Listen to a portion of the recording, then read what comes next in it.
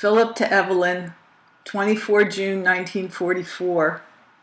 My sweet, another routine day, mostly, and scarcely a thing of interest to tell you about.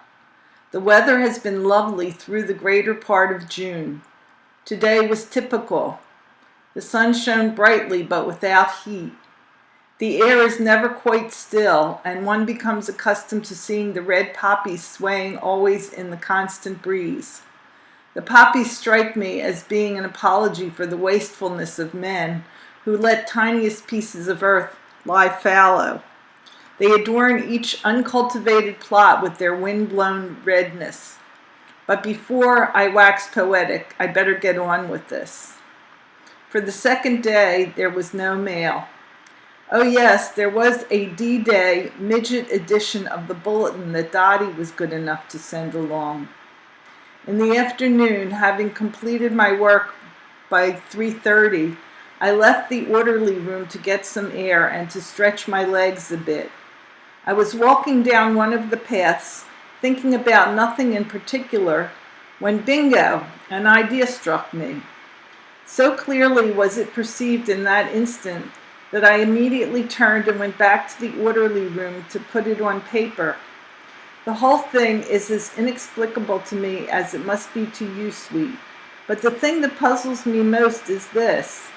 In that instant, that revelatory instant, I saw only the end of the incident I have set down, yet I was able to, page 2, write it all from the beginning, with hardly a pause to think of the prologue that fostered the denouement. I don't think it took me an hour to set it down, which is evidence of the completeness of the little scene in my own mind at the time of writing. I've let a few of the fellows read it, and they all reacted more or less enthusiastically.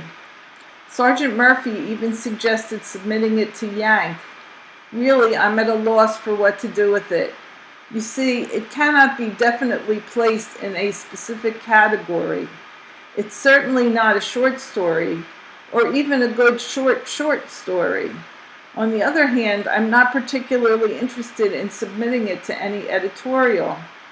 A few of the fellows wanted to know what I meant to do with it. When I said nothing, except maybe to send it home for my wife to read, they wanted to know if that was why I wrote it.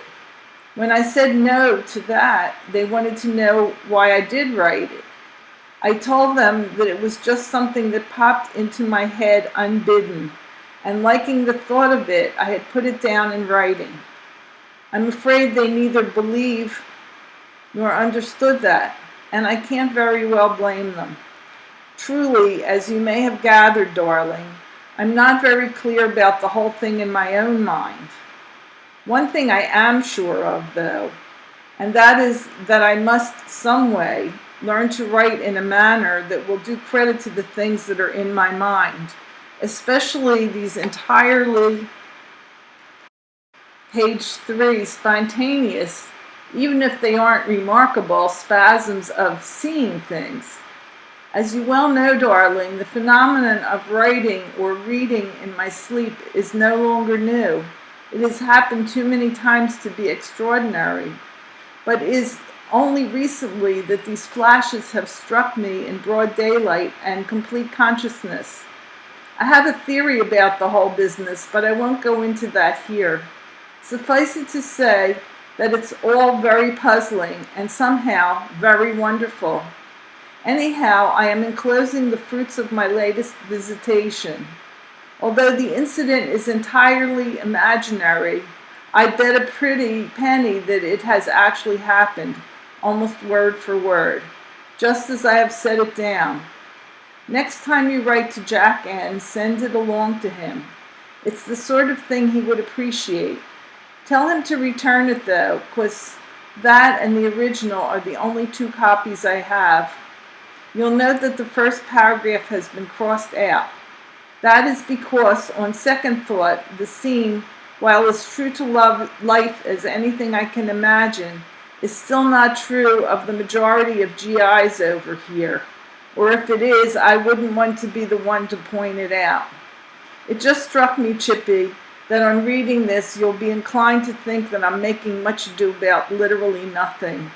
Don't get me wrong, it's not the story itself that impresses me, but the strange circumstance of its conception. Don't I find the darndest things on which to, page 4, waste my time, your time, and the government's stationery and ink? Well, to get back to more mundane matters, because I was busy typing anyway, I agreed to take CQ until 11 o'clock for Sergeant Bepler. It is past that now, and I'm wondering when he'll show. In the meantime, I'm way back there with you, my lovely. The mere remembrance of the feel of you in my arms and me in your arms is still enough to make my blood boil. As if that weren't enough, I must needs tantalize myself with the remembrances of greater intimacies. Whoa now, that's enough. Seriously though, baby, it seems that the greatest, nay, the only ambition I aspire to these days is to hold you again, as I have in the past, in my long, desolate arms. The hunger I have for you, dearest one, has the quality of the hunger of a city dweller for green vistas, the sewer cleaner for the scent of roses, the blacksmith for the sweet song of violins, and, more specifically, the male animal for his mate. You will agree, my darling, that anything further I might say here would be in the nature of the grossest anticlimax. Therefore, I have no recourse for the moment but to kiss you good night. I adore you, Eve, or had you gathered as much? My tenderest love to my very own Adele. My love to all. Your husband, Phil.